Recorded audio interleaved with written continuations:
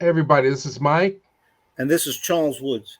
and you're watching the Reelblack podcast. Today we've got a great episode for you today. Tell them, I'm so excited about today's guest, Charles. I don't know what to do but pass the ball to you. Well, you're better at this than I am, but all I can say is, in our attempt to speak to the men and women who've done great work and have given us great things to watch, there's a little lost gem that was re-released. It was released earlier, but it has been re-released on Blu-ray, and it's part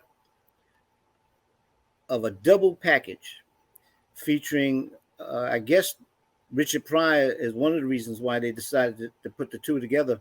But we have Which Way Is Up, and a film I don't think enough people saw, but they should see because it was a beautiful film, Bingo Long and the Traveling All-Stars. And that's our subject tonight because we are fortunate to be able to speak to the director, John Badham. Now, it's been available from Indicator in the UK with audio commentary track that was recorded in 2001. Which is on the original DVD release of Bingo Long and the Traveling All Stars and Motor Kings. But when we noticed that Mill Creek basically put out a bare bones edition of this release, we reached out to Mr. Badham, who was so gracious with his memories and his time to share stories about the making of the film. We really hope that you spend the time with us and enjoy hearing these stories. I think you're in for a rare treat. So, without further ado, here's our interview with Mr. John Badham. Just want to ask Mr. Badham a question. Shoot. You remember the Lone Ranger and Tonto? Absolutely. What was Tonto's horse's name? Not Silver. I don't know. I don't remember. I don't know I ever knew it. What's the name of the character Mary Badham played in To Kill a Mockingbird? That's Scout. That was one I remember. That was his horse's name. Was Scout. Okay. All right. Good question. Yeah, Charles is my OG, and we've been doing this almost 10 years. All right. Actually, so we have 0 degrees of separation, Mr. Badham, because you came and spoke to my class, Dan Petrie's class at AFI way back in the day. So Okay. that's when we first met. But also we had the good fortune, Charles and I, of spending 3 hours on the phone with Bill Butler, your cinematographer. Nice. So yeah, he just recently passed. well, it's great to have you here to talk about Bingo Long. How do you want to start, Charles? Let's take it from this perspective. As a student of film and someone who's writing on film from a socio-political aspect, one of the things I'm happy about when I get to speak with people who are in the industry and whose work leaves a legacy that's something that's very powerful for us to look back on. But there are things that happen during the making of a film that we don't see. And one of the regrettable things about the release of a lot of the DVDs coming out,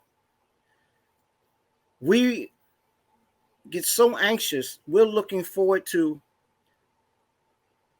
the director's commentary, filling us in on things that a lot of the fans are interested in knowing. And one of the regrettable things about this particular release, it doesn't have your commentary.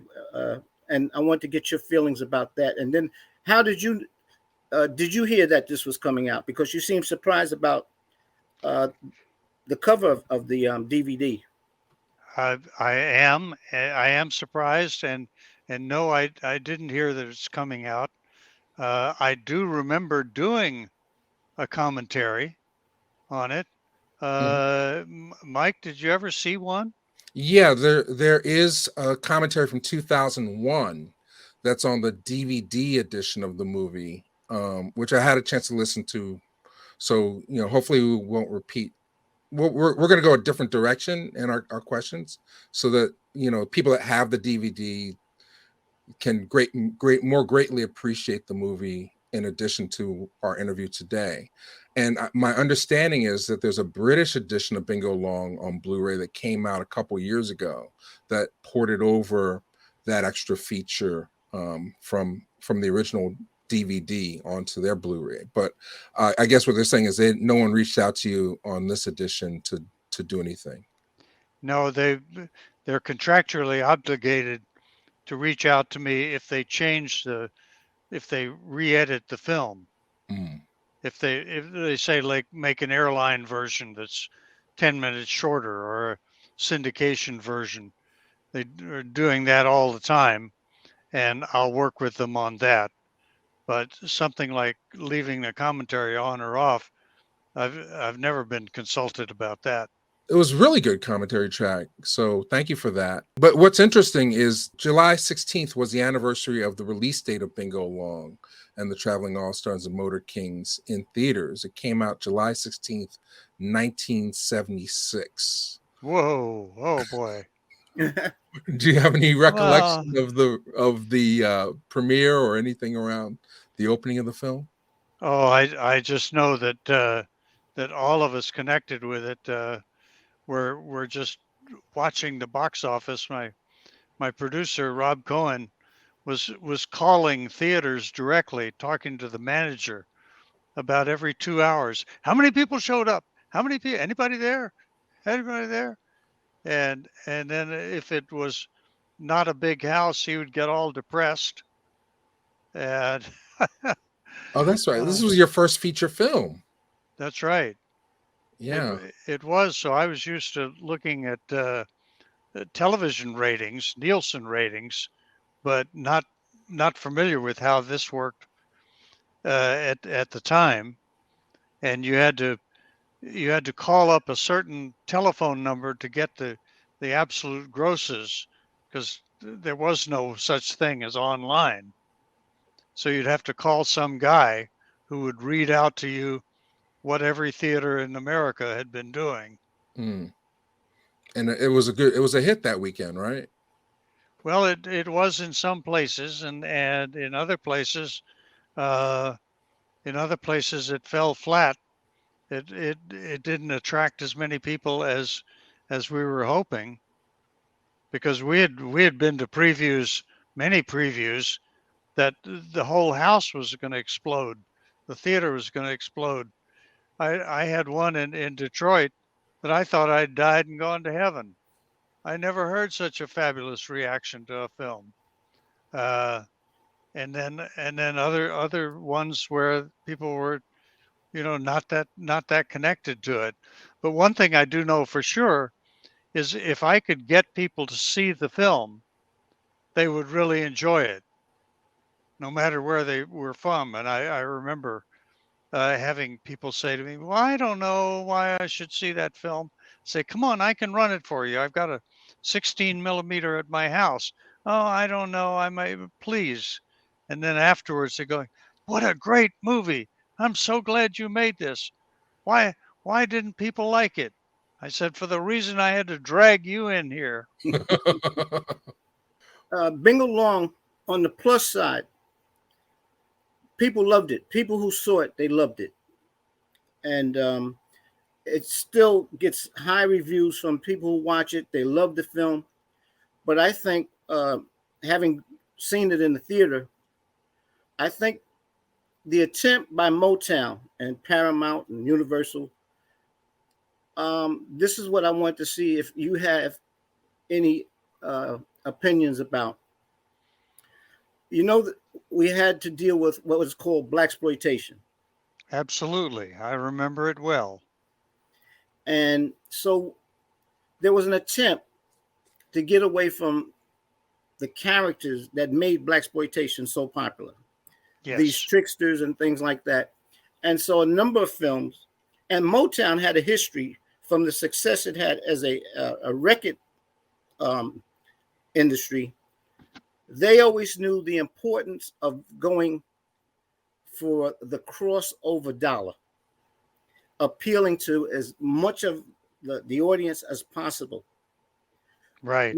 What blaxploitation was about, blaxploitation I call vicarious vengeance. It was about retribution, revenge. After a while, that whole thing started to die. But there were a number of films that were starting to be released that got away from those characters. Bingo Long was a pleasant surprise. It was a pleasant retreat from that. But I think a lot of what made blaxploitation popular, people felt that Bingo Long wasn't serious enough, wasn't hardcore enough. It didn't have that element of what was called get whitey. Mm-hmm. And some of the criticism, even from the critics, said that it covered Jim Crowism in a very soft shoe way. And one of the things in going over this, not having seen Bingo Long in quite a while, I just told Mike, I said, you know what? I didn't even realize this at the time. But seeing it now, there's a thing, Mr. Badham, I feel this is what, in my studies, I see what happens is when you go after the crossover audience, you want to make sure that you don't step on someone's toes. And you don't want to create an element of black against white. So the protagonist in this film is Bingo Long and his all-stars, but they're not going against racist whites who don't want them in the game, who don't want to be beaten by them as a team. The antagonists in this film are other blacks.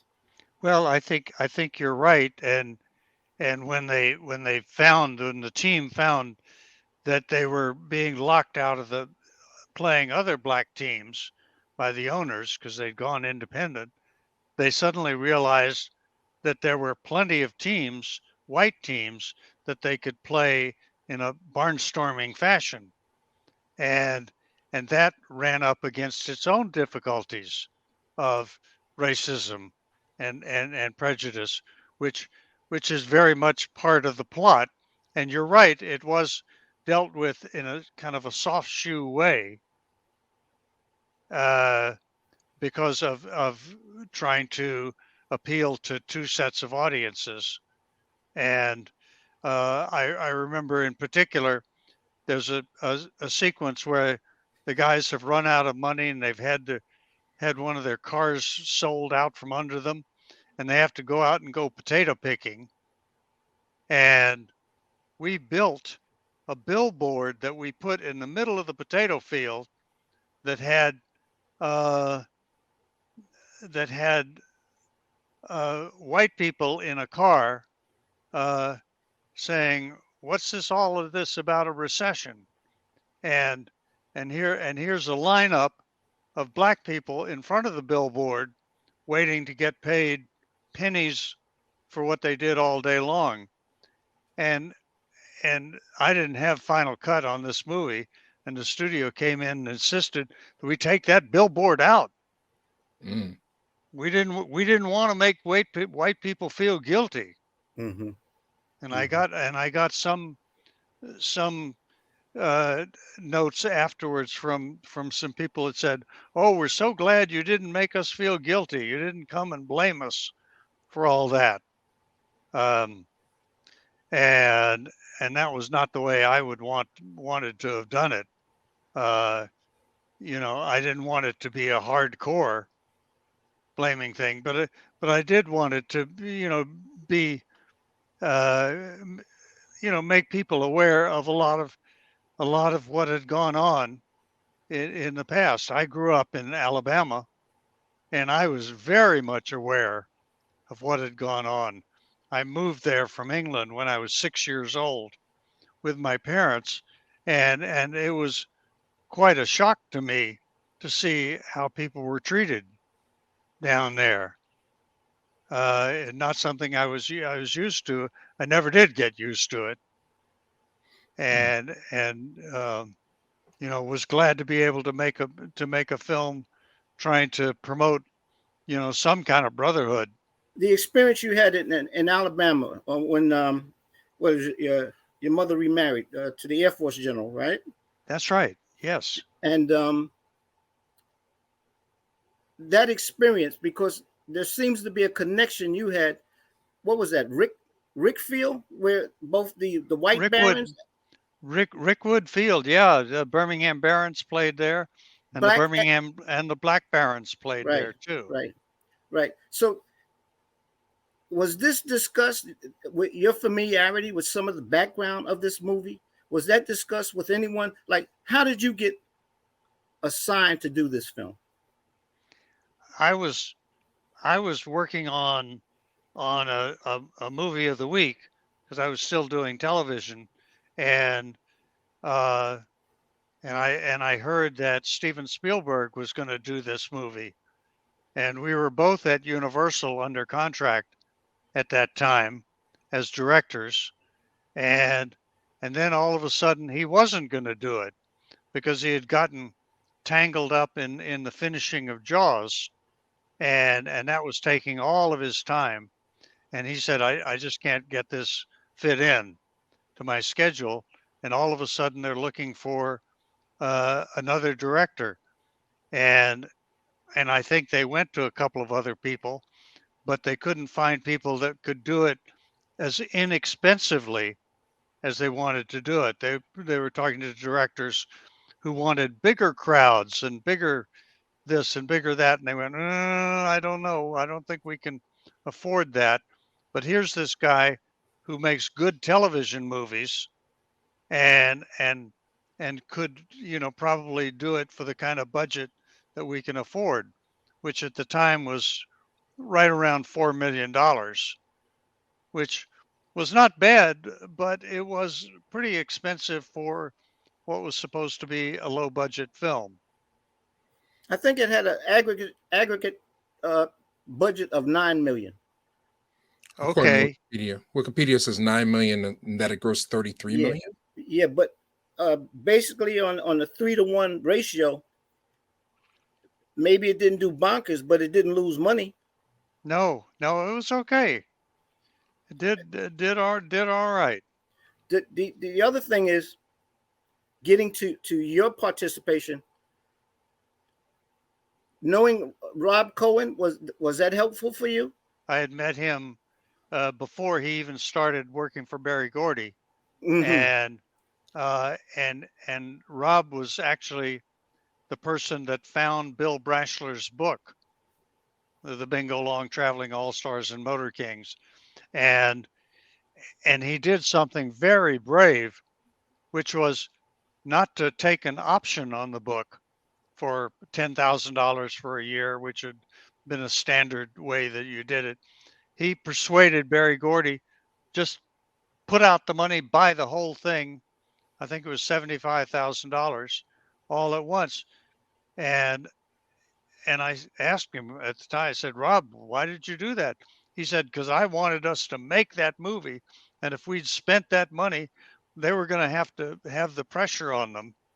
It wasn't going to be something they could easily just kind of brush off.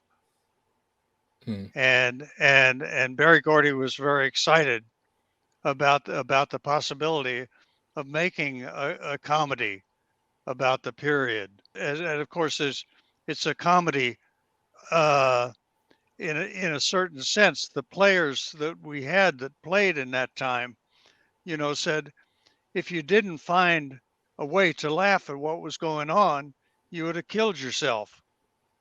You couldn't go around moping about the way you were being treated and the way you had to travel and where you could stay and who you could play with was depressing enough. So you had to make light of it in order to get through the games, get through the day, get through your life. Yeah, I was gonna say the movie it really holds up. First off, I mean it's a great sports movie. It's based on one of the great sports novels, but it also has even though it was as we use the word soft shoe around a lot of the social stuff, there's some things that are inherent in the DNA of the movie that are, I think, very subversive, in the sense that here's a group of young Black men or older Black men that are trying to take control of their environment, of their lives, have agency within their existence. I think is something that you touch on quite a bit, is inherent in the story. Can you speak to that?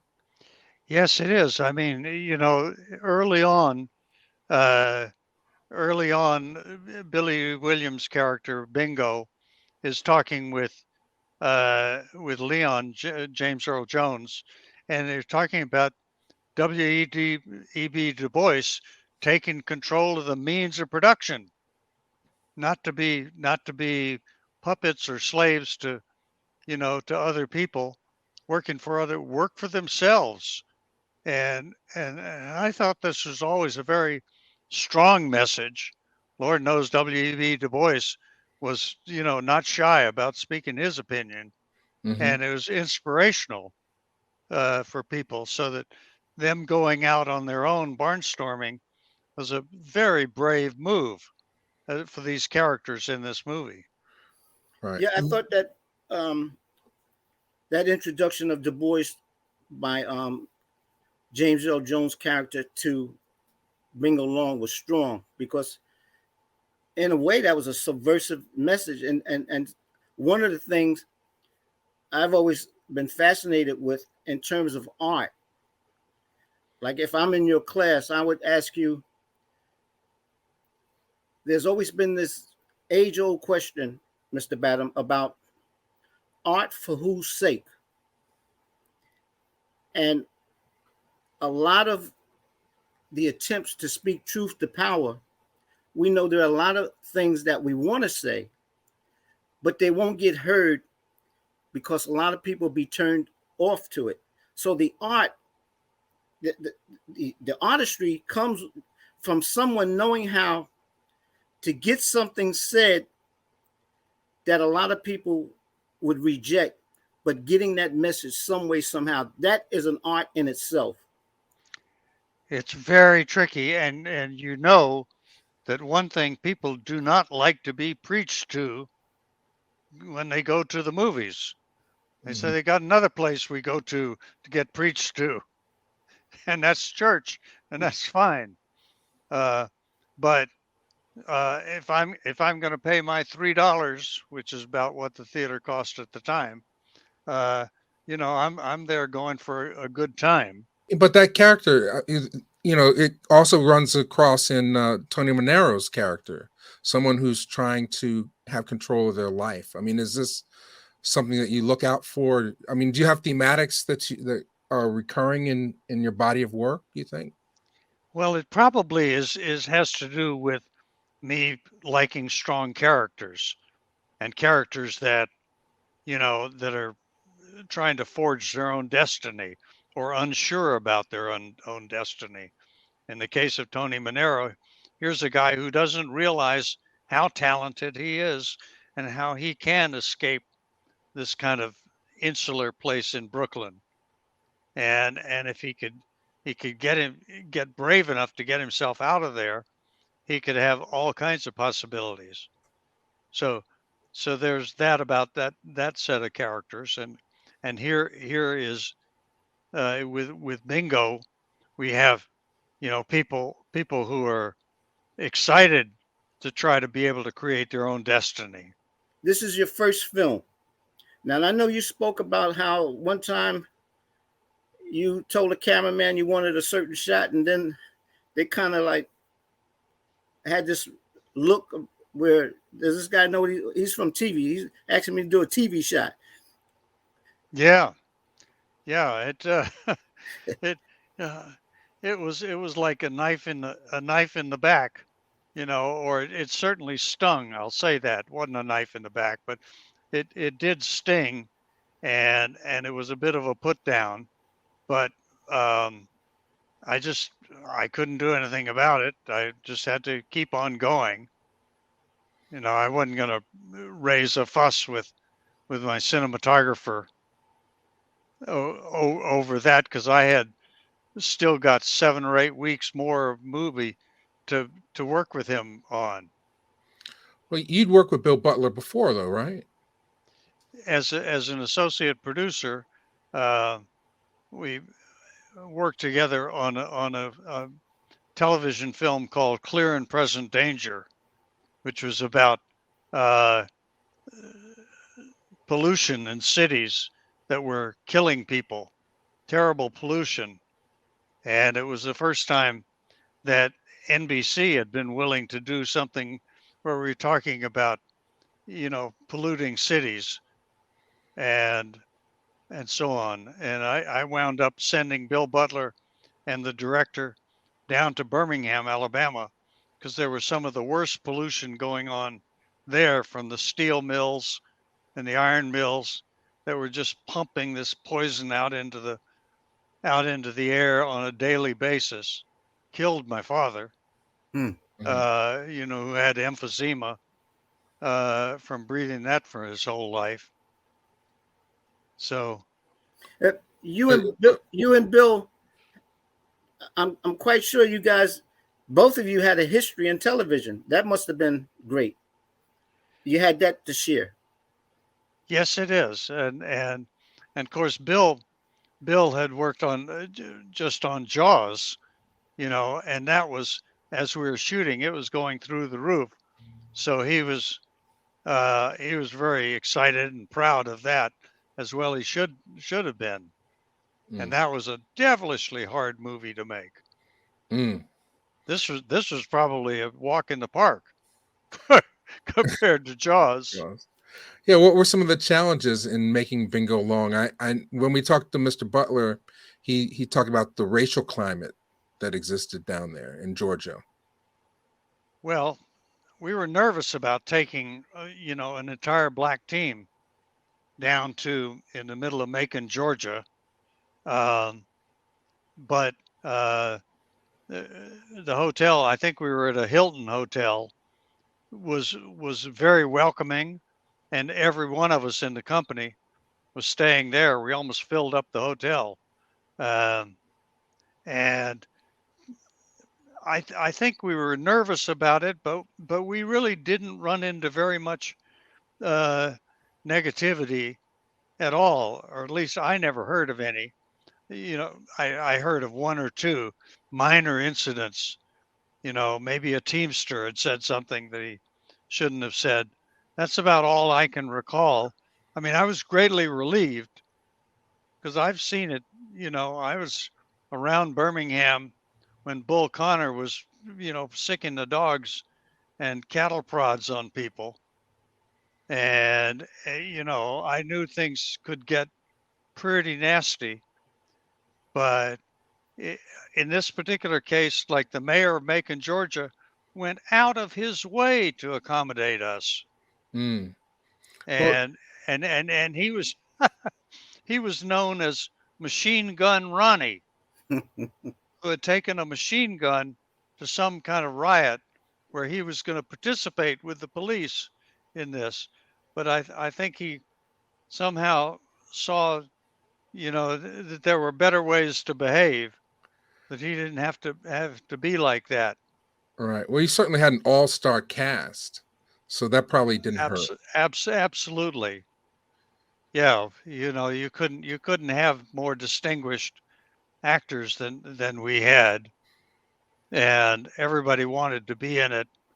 Once we had James Earl Jones, we were in like Flynn, and Billy Dee was under contract to Motown, and Richard Pryor, we just were excited to have him, though at that point, remember, he was not Richard Pryor to as big an audience as he became, but his manager sure knew that he was going to be that, and knew how important he was going to be. He was still Richard Pryor as a head case, though. Oh yeah. I hear you two had here's the way I want to lead into this question. The style you write about now on directing, did you accumulate a lot of your style from TV, or was it something you developed more from producing film, directing film. Where I want to go with this is the fact that I don't know how much shooting time you guys had for Bingo Long. I know we had a limited budget, but is it something? Did you ever do any rehearsal time with your actors? We did. We had a good week of rehearsal in Macon, Georgia, which was great. Everybody was living there. You know, if you're in Los Angeles or New York, people are scattered all over the place. But we had all of our crew, all of our ball team, and we would rehearse in the mornings in one of their ballrooms in the hotel. And then in the afternoon, everybody would go out and play baseball with our coaches that we had, and batting practice and fielding practice. You know, some of our players had actually played professional ball, and some had played for the Indianapolis Clowns, which was a subsidiary of the Harlem Globetrotters, and they toured doing trick baseball like the Globetrotters did with basketball. Was the guy with one arm? Was he a part of that group? He was absolutely. And Brisson, Steve. And Brisson. Yeah, he was our first baseman, and he was an Indianapolis Clown. And he would make pitchers go batshit because he could hit balls that nobody else could hit, and he's only got one hand on the bat, but somehow it gave him some more flexibility. And one pitcher walked off the mound and refused to pitch to him anymore because he kept hitting everything. So a week of rehearsal, that's unheard of nowadays, right? It's always been hard to get. I mean, for a movie you can pretty much do it. For television shows, forget it. But to get 5 days, that's pretty good.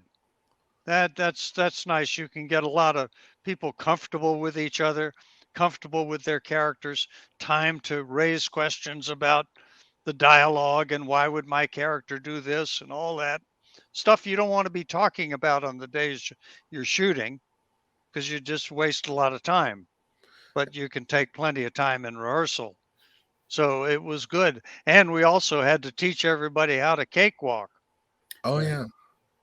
Yeah, speak on that. That was quite something, and it's one of my oversights. We got down there, and I just hadn't thought that part through, and realized, oh my God, we've got to teach people how to dance a dance that I don't know anything about. And well, it turned out that my costume designer, who was from New York, Bernard, he was also a choreographer. Yes. So thank God he could come in for every morning. We would spend a little bit of time teaching people how to cakewalk. And so when we went out to do that scene, that team was just so excited because we were going through an entire black section of this small town we're in, and we had it designed so that as they came through town, people would come out of their houses and come down and join us. And we didn't teach them anything about how to cakewalk, but they just picked it up instantly. It was so exciting. It was such a thrilling group effort of all these people just loving what they were doing. It's one of the best days I ever had shooting. Was that Bernard Johnson? Yes. Yeah, can you? He died fairly young. Can you speak about him? He's the very first, I believe, black costume designer in Hollywood.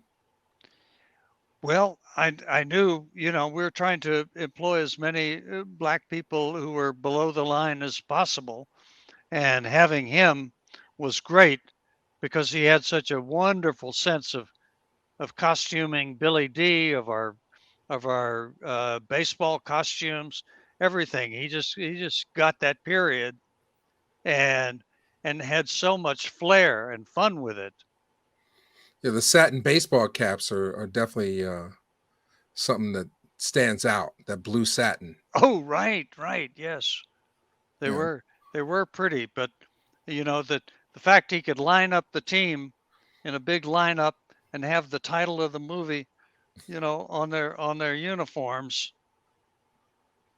That's great. And you had But Willie Burton also. Oh, did I cut you off, Charles? I just want to ask, Mr. Badham, Yes, you helped get Bernard employed on that project, right? yes, Did you also help get Ted Ross and Mabel King in that film as well? I did. I did. I had gone to and going to New York. One of my trips, I went to see The Wiz, and which was just so much fun and so delightful, such a wonderful treat in the theater. And here we've got these two actors. I said, we need these people to be the owners of our baseball team.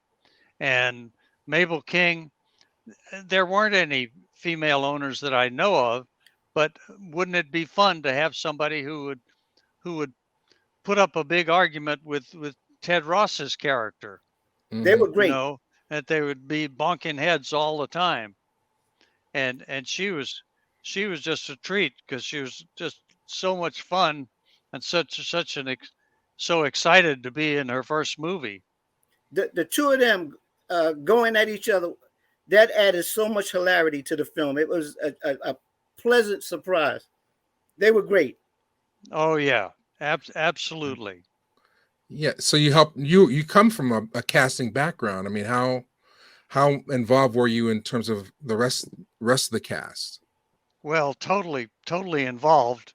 Once, I mean, the big stars, you know, everybody had to agree upon. But when it got beyond Billy D and Richard and James Earl, then I pretty much had, you know, free reign to be talking to the best actors. You know, we're trying to find, you know, who's going to play this character and that character. And if we didn't find them in Los Angeles, we look in New York, because there are a lot of wonderful black actors in New York. And I know that two of our bad guys who played the goons who were always after them, played the characters of Honey and Mac, had come from an off-Broadway show that I saw. Carl But- Gordon and Ken Foray. and Ken Foray. Yeah, Yeah, that's look up right, their Ken credits. Foray. Mhm. Thank you. Yeah. So you found them off Broadway. Stan Shaw.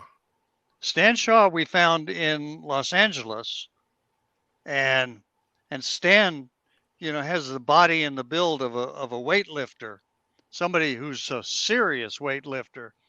Well, he's so charming. I mean, he reminded me of Bill Cosby when he would smile. You know, he just had a wonderful light about him that you just felt good. But he was stiff as a board. Yeah. Because all those muscles are so big, we had to send him to a movement coach every day to stretch him out and get him so he so he was more flexible. But he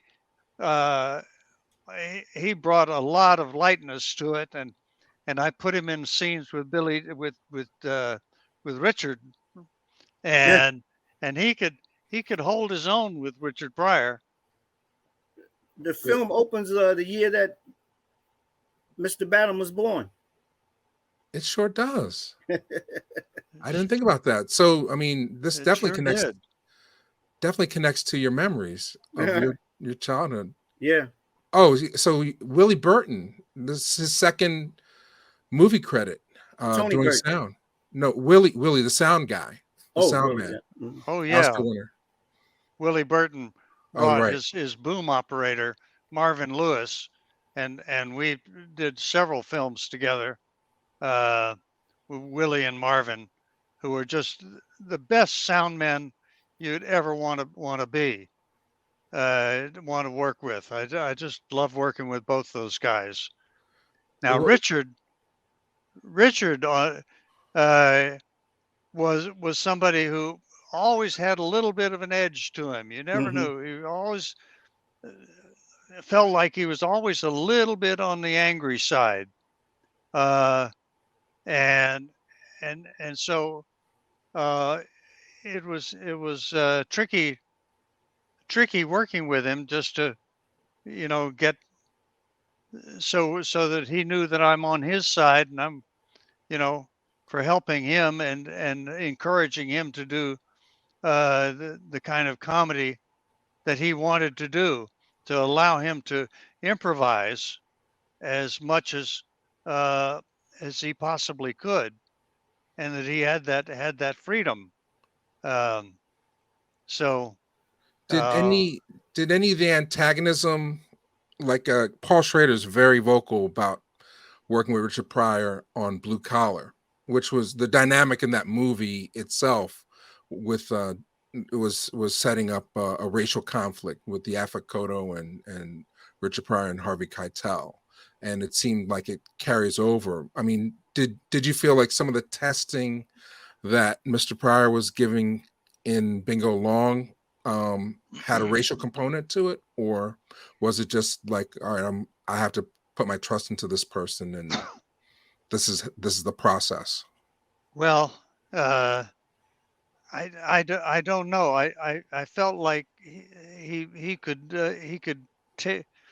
take an insult pretty quickly. He could feel insulted pretty quickly, and it was something that I never would have intended, and I'm just way too careful to do anything that would offend anybody. But it surprised me the one or two times that that we had a couple of words between us. There was an incident between the two of you regarding a car accident, right? Right, that 270-degree shot past the graveyard. We had a whole lineup of James Earl on the motorcycle, Billy D driving the red car, and Richard driving the Franklin, and he was in the back. So as the motorcycle came toward the camera car, they kind of got their timing out of whack, and we almost collided. Oh, thank God we didn't, into James Earl Jones. But he pulled over, we pulled over, everybody stopped what they were doing, and James Earl was okay, that nothing happened to him. But oh my God, it was just too close for comfort. And there's Richard in the back, who, when I look up after I've checked on James Earl, I see Richard heading off in a direction where he can find a Teamster to take him back to the hotel. And then next thing I know, he's sending word out that I'm supposed to come and apologize to him for nearly killing him. Mm-hmm. And I thought, well, I'm the one I'm apologizing to is James Earl. So stupid me started to worry about, is he trying to push this young director around? And I didn't want to be pushed around. So I said, well, I'm not going to apologize to him. And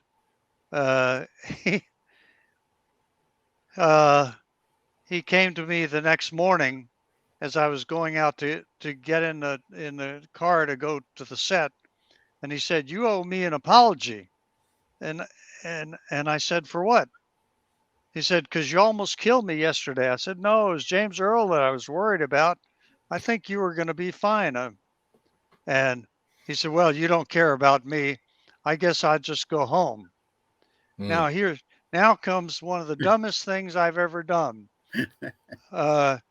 As I looked at him and I said, "Well, if you go home, you don't want to fly out of the Macon airport. You want to go out of Atlanta because it's a lot quicker." God. Well, that's yeah. I mean, what a stupid thing to say. And I went and got in the car and drove off. And thank God Rob Cohen was around, because he came down and he talked Richard down. And Richard came out to work out to the ball field. And when it was time for him to be in a shot, I went over and explain it to him, and he said, "I'm not doing shit till I get my apology." Mm. And so me, still stupid, uh, thinks, "Well, I'm not going to do that." And suddenly I saw this look in his eye, which looks really sad. And without thinking, I said, "Well, I'm really sorry that you're upset about this." And he went, "Thank you. Okay." And he went back to work. Mm. Uh, that should never have happened. That's completely my fault. Mm. And, you know, being in high school, you could make a remark like that and, everybody would laugh. But grown-ups don't think that's funny. And you're the captain of the ship. So, I mean, Right. what's going through your mind? Like, are you trying to stay on schedule and keep track of things, and you're in the heat, all these Oh, other things on your first movie when you look back? oh yeah, and it was a very tight schedule. Uh, Normally a movie like this would have taken 50, 55 days to shoot, and they wanted us to do it in 38. Hmm. Well, sometimes scripts just have a way of shooting uh, the way nobody wants to spend the money, but they just have a way of coming out the way they were intended. And in fact, we shot for 52 days, which Mm. made Universal Okay. mad at me. We're watching all of this cakewalk going on Oh yeah. through the. Well, were there any scenes rewritten? Because I was curious, knowing what happened with Richard Pryor. I've had my thing with Richard Pryor at one time, and he can be intimidating or feel intimidated. But I'm curious about the scene where he gets cut up, and then he's no longer in the film for a while. And I was wondering if that was a rewrite just to get him out of the way for a little while. No, it's interesting. He did have uh, a point of view about that part, which is we had to use a double for when there's a shot of a knife going in by his feet. We had to just shoot his feet, and he said, "I'm not going to stand around with people throwing knives. It's okay. I understand.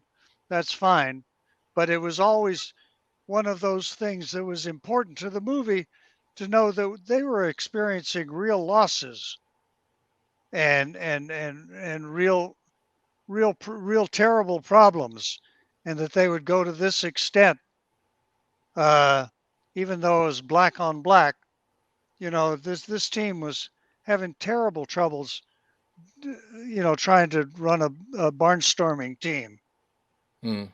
Yeah, Forey and Gordon were really menacing in that part. You directed them well. They were menacing. Oh yeah, yeah. They're good guys, and we had a good lot of laughs as I was talking to them about their characters, and Mm. it was great fun. Now there's some other like really character actors. I mean, Charles is the king of when it comes to the unsung actors not getting credit. Different films over time. Early on in the film, there's a small appearance by Jester Hairston. Oh yeah, Jester was wonderful. Jester came.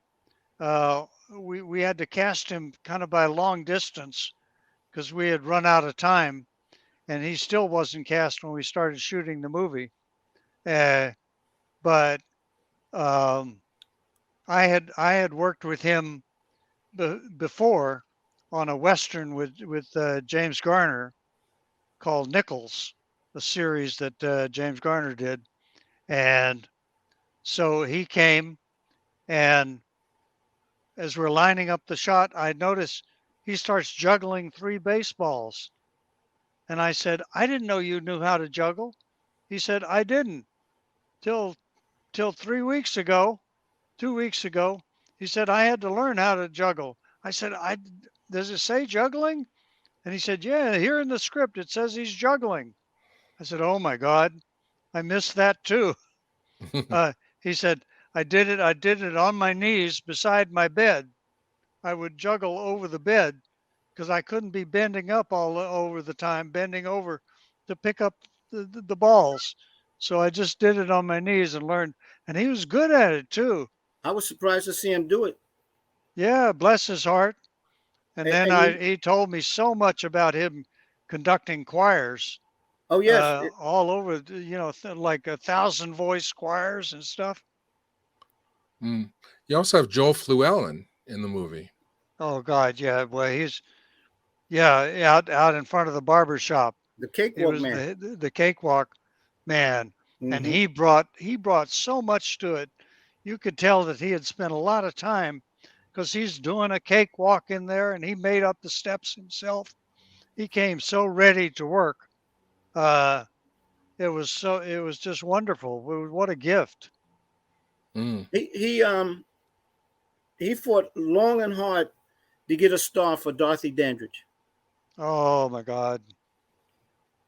Did that ever happen? Yes, she got the star. But the other thing with Jester Hairston was interesting. Also in your film here, his co-star on Amos and Andy was there.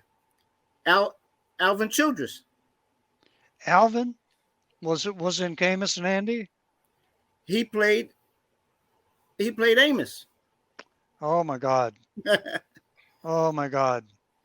Well, Jester, is also famous in my mind for writing that great hymn, Amen. He sang it for Sydney. Yeah. That was his voice, yes. In Lilies of the Field. Yes.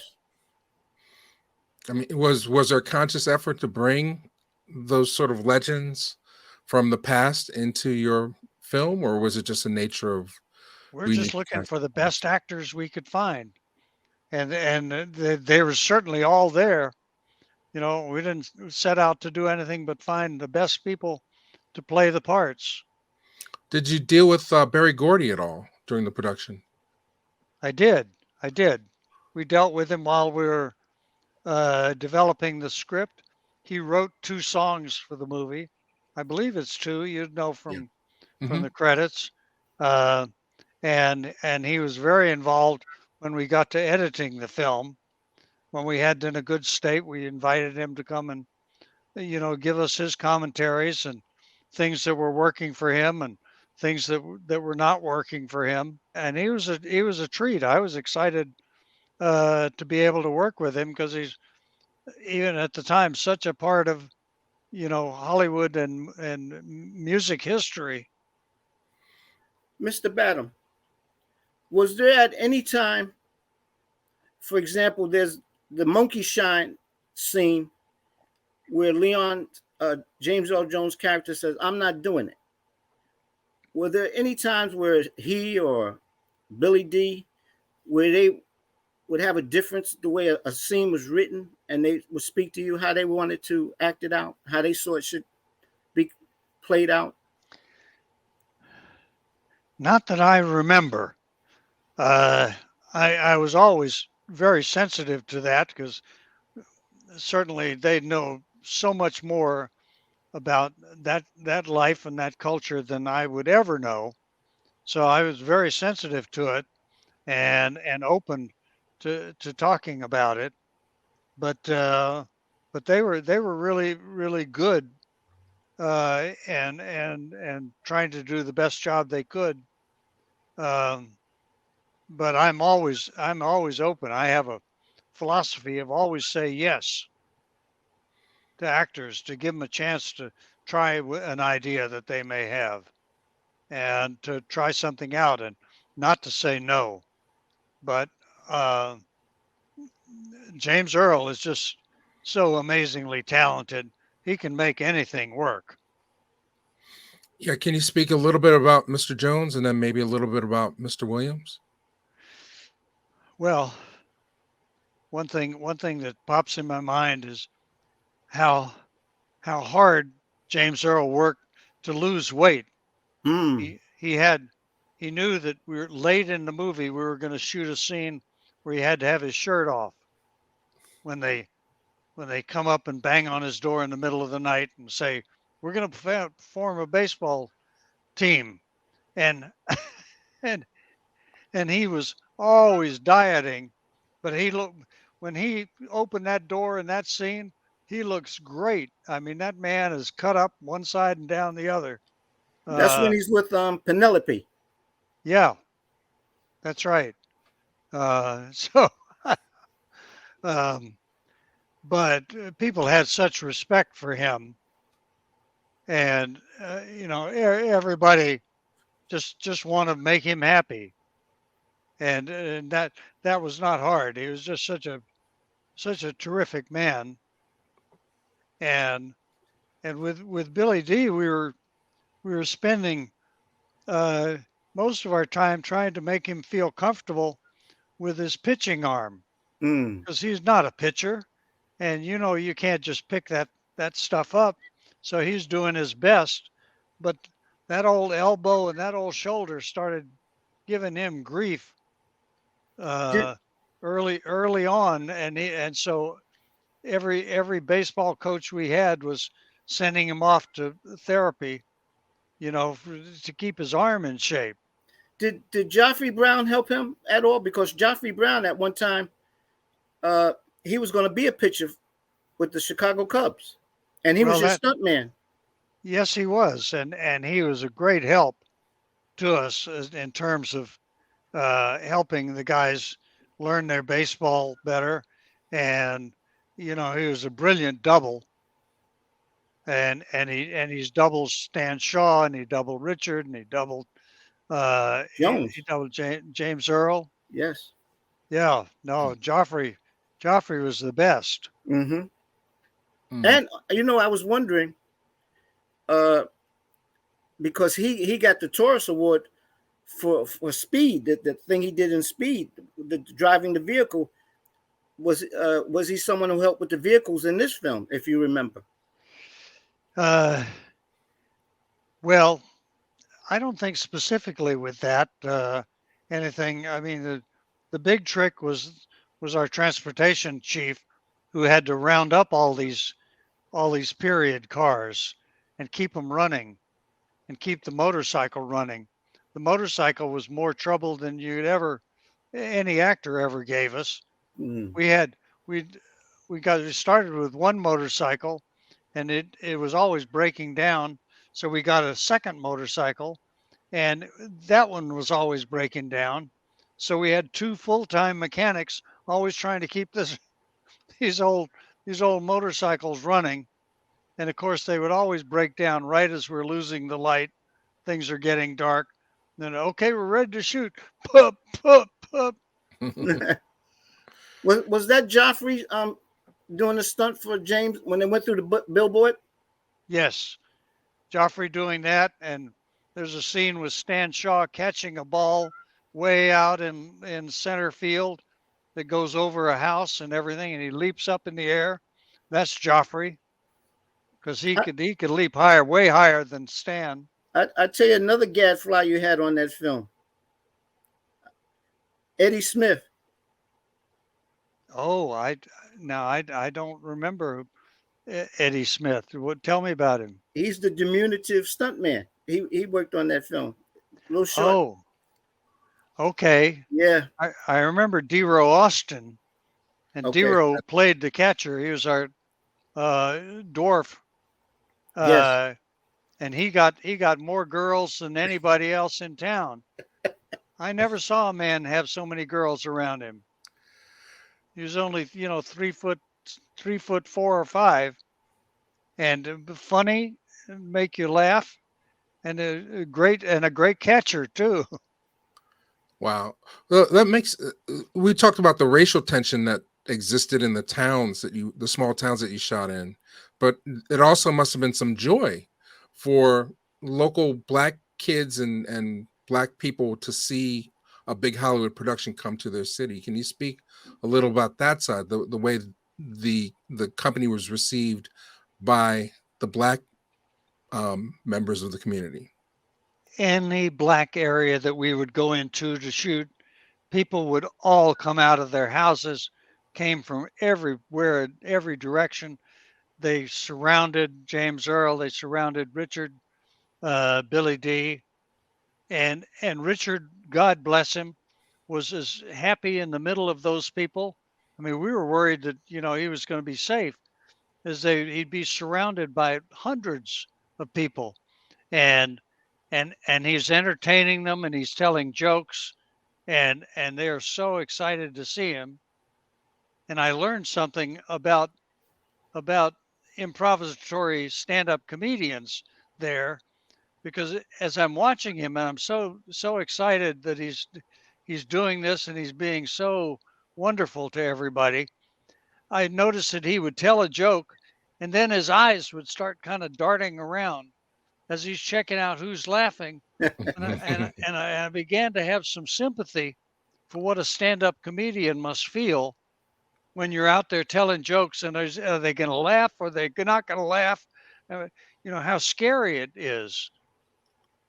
Because I could see it in his face, but people are just so wonderfully entertained, and he was just terrific in those circumstances. How much free reign did you give Richard? That thing he was doing with the batting averages, those were crazy. I mean, how much of that was him? I let him go anywhere he wanted to go. My feeling was, here's a guy who's great at improvisation.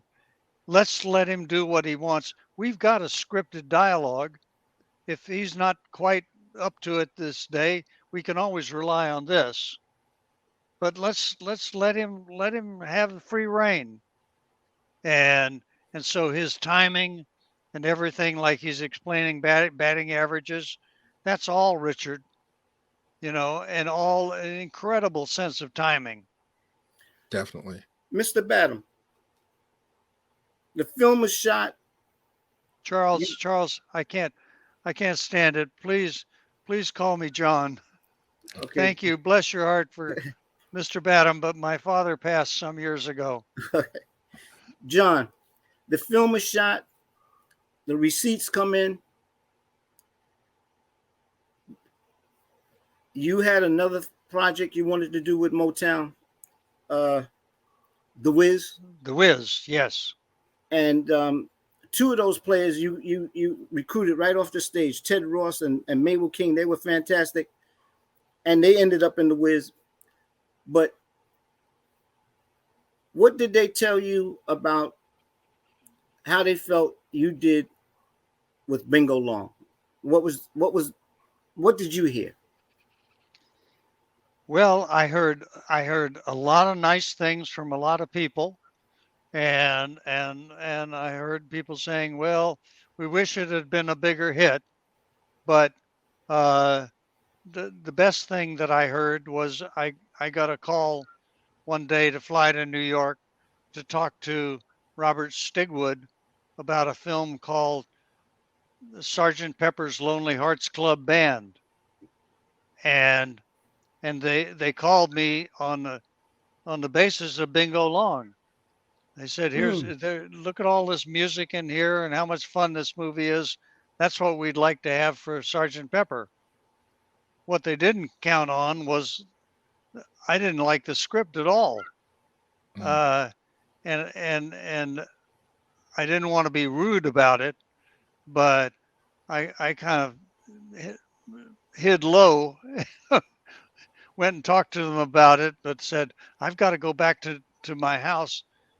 It's my daughter's 5th birthday coming up here, so I can't stay here in New York. If you want to do some more work on this, give me a call. So I think they got the sense that I was not excited about it, but not 2 weeks later, they need to replace the director on something called Saturday Night Fever.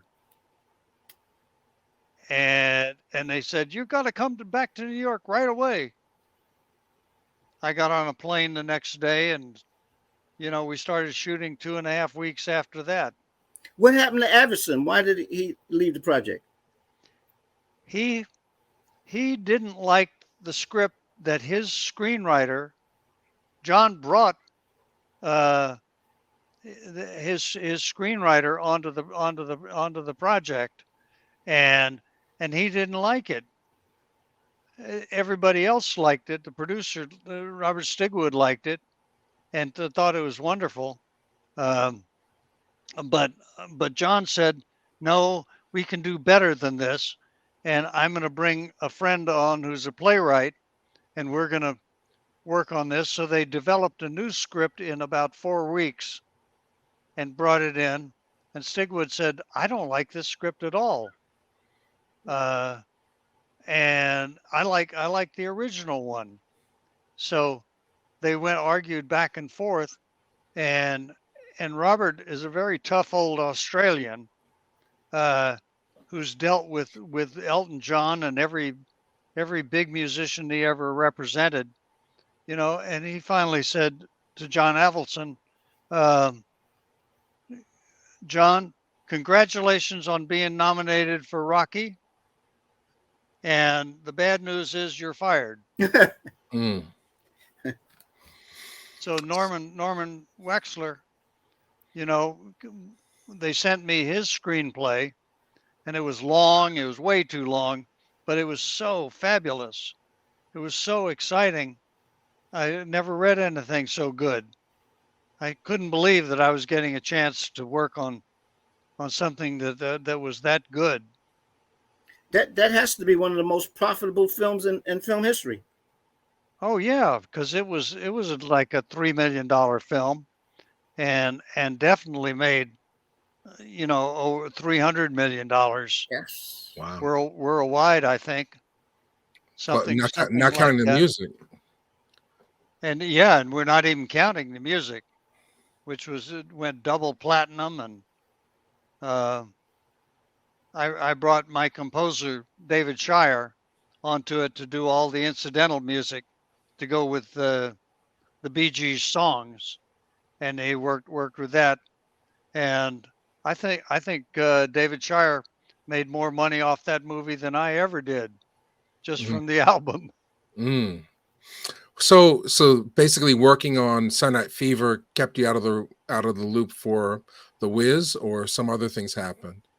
No. What had happened? The Wiz, we were in work on that, and we were developing a script, and Berry Gordy said, I got a call from Diana Ross, and she says she wants to play Dorothy.